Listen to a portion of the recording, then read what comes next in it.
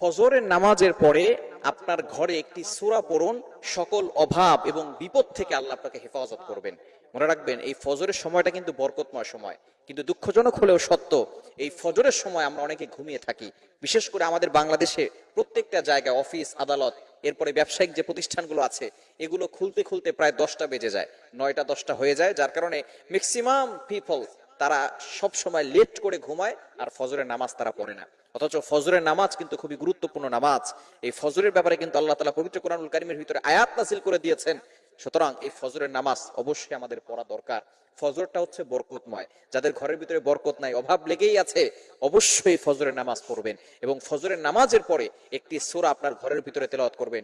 দেখবেন ঘরের ভিতরে আল্লাহ তাআলা বৃষ্টির মতো রহমত নাজিল করে দিবেন। সকল জরুরত আল্লাহ তাআলা, প্রয়োজনগুলো সব আল্লাহ তাআলা মিটিয়ে দিবেন। শুধু তাই নয়, আল্লাহ পাক রব্বুল আলামিন আপনার অভাব দূর করে দিবেন। আল্লাহ তাআলা বিপদ আপদ থেকে হেফাজত করবেন। এজন্য অবশ্যই এই সূরাটা আমাদের ফজরের নামাজের পরে ঘরে তেলাওয়াত করা উচিত। সেটা হচ্ছে সূরা ইয়াসিন। পবিত্র কোরআনুল কারীমের অন্যতম একটি সূরা হচ্ছে সূরা ইয়াসিন। অত্যন্ত ফজিলত রয়েছে এই সূরার ভিতরে। বিশেষ করে মা বোনরা আলহামদুলিল্লাহ অনেকটা এখন নামাজ পড়া শুরু করেছে, তারা আমল করা শুরু করেছে। এজন্য আপনারা বাসায় এটা করবেন।